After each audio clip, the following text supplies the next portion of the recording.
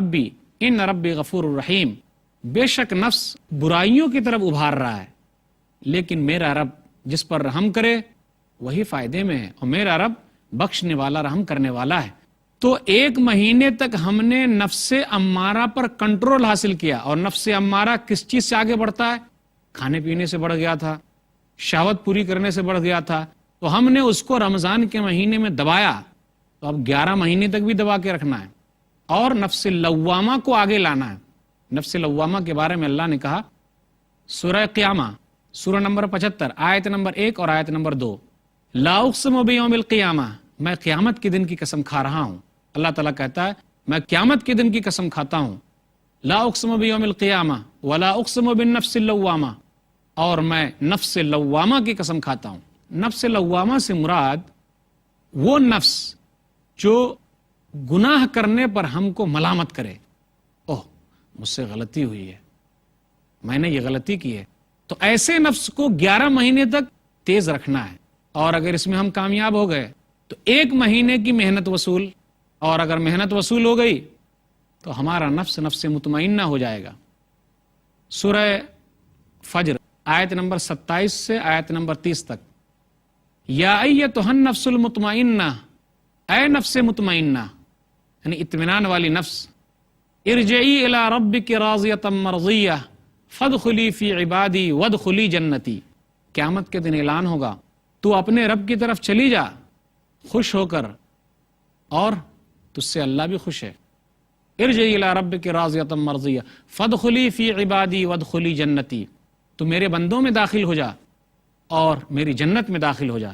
تو ماہ رمضان کا سب سے بڑا اہم پیغام یہ ہے کہ نفس لوامہ کو آگے بڑھائیں، نفس مطمئنہ حاصل کریں، اور نفس امارہ پر کنٹرول رکھے رہیں۔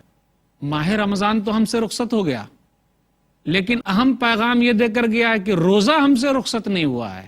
ماہ رمضان تو چلا گیا، اب وہ کس کو ملے گا نہ ملے گا، کس کو نصیب ہوگا نہ ہوگا۔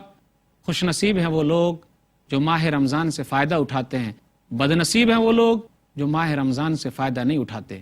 رمضان کا مہینہ ہم سے رخصت ہو گیا، لیکن روزہ ہم سے رخصت نہیں ہوا ہے۔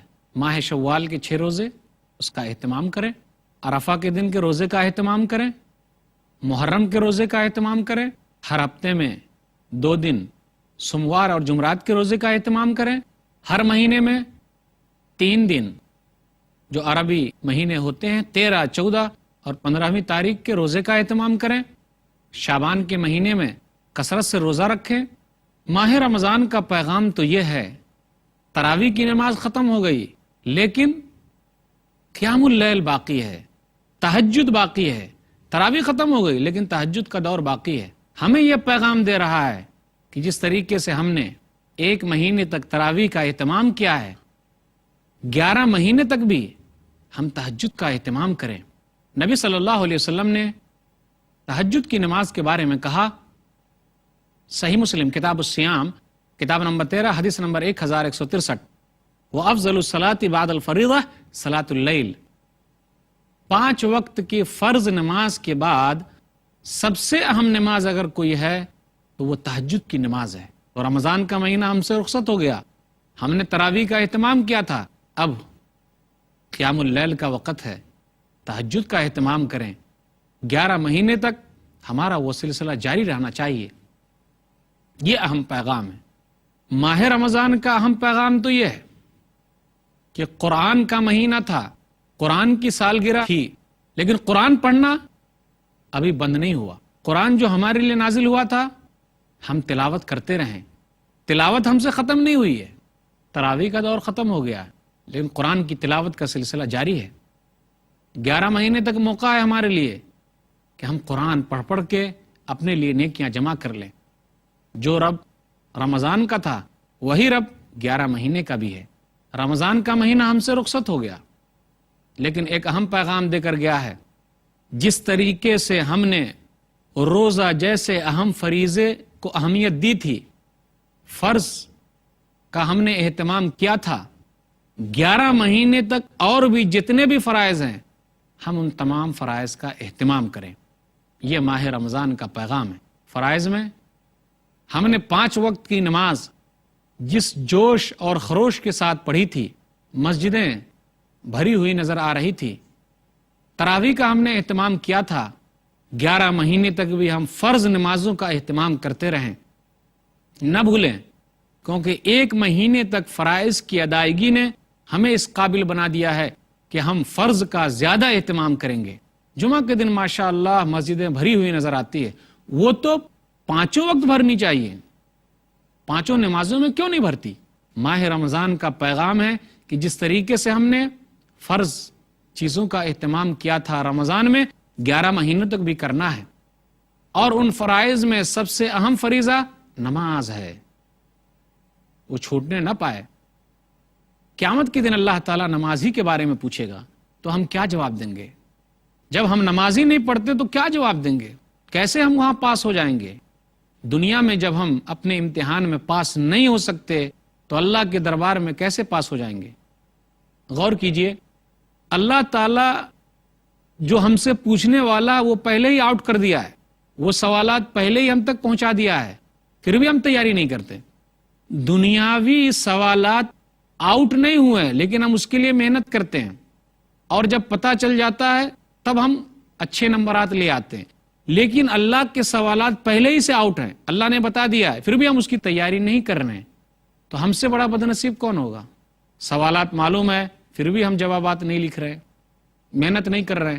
تو رمضان نے ہم کو یہ ابھارا کہ جس طریقے سے فرائض کا اہتمام کیے تھے، 11 مہینے تک بھی فرضوں کا اہتمام کرنا ہے، اور اہم فریضہ نماز ہے۔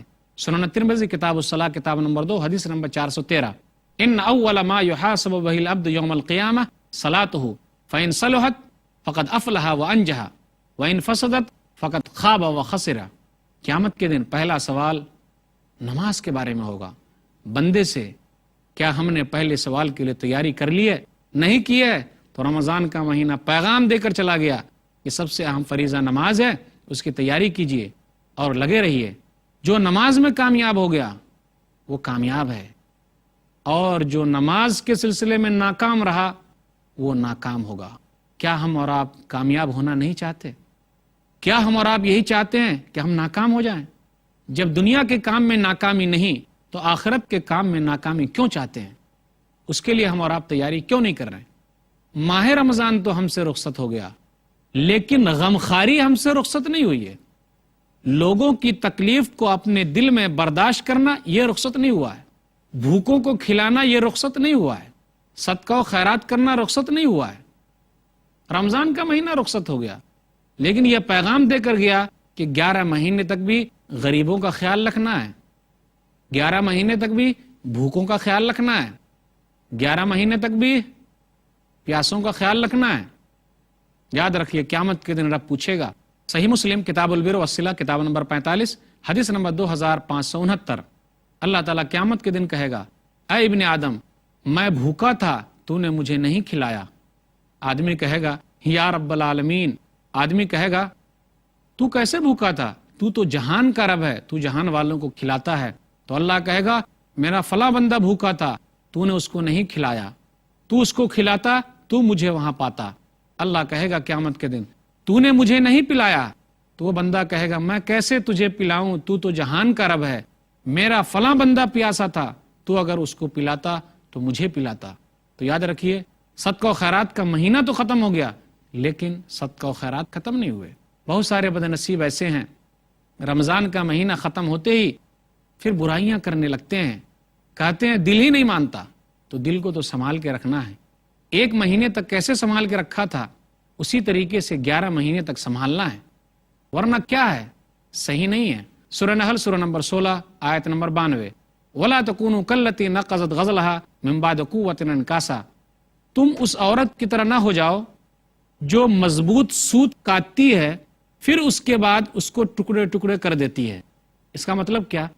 1 مہینے تک ہم نے نیکیاں جمع کی، پھر اس کے بعد اس کا سلسلہ برقرار نہ رکھ سکے، جبکہ صحیح تو یہ ہونا چاہیے تھا کہ جب ہم نے نیکیاں کی ہے تو اس کا سلسلہ نیکیوں میں برقرار رہے، تبھی پتہ چلتا ہے کہ یہ نیکیاں اللہ کے یہاں قبول ہو گئی ہیں اور ہمارے اندر نیکی کرنے کا جذبہ ہمیشہ رہے گا۔ تو یہ چند باتیں میں نے جو بیان کی ماہ رمضان کے پیغام کے تعلق سے، بہت سارے پیغام ہیں، اہم پیغام یہی ہے یہ نیک عمل کا سلسلہ 11 مہینے تک برقرار رہے۔ اللہ تعالیٰ سے دعا کیجیے کہ اللہ تعالیٰ ہم لوگوں کی چھوٹی موٹی نیکیاں قبول کر لے اور اللہ تعالیٰ ہم لوگوں کو 11 مہینے تک نیک عمل کرنے کی توفیق دے، آمین۔ وآخر دعوانا الحمدللہ رب العالمین وصلی اللہ علی نبینا محمد وآلہ وصحبہ اجمعین، والسلام علیکم ورحمۃ اللہ وبرکاتہ۔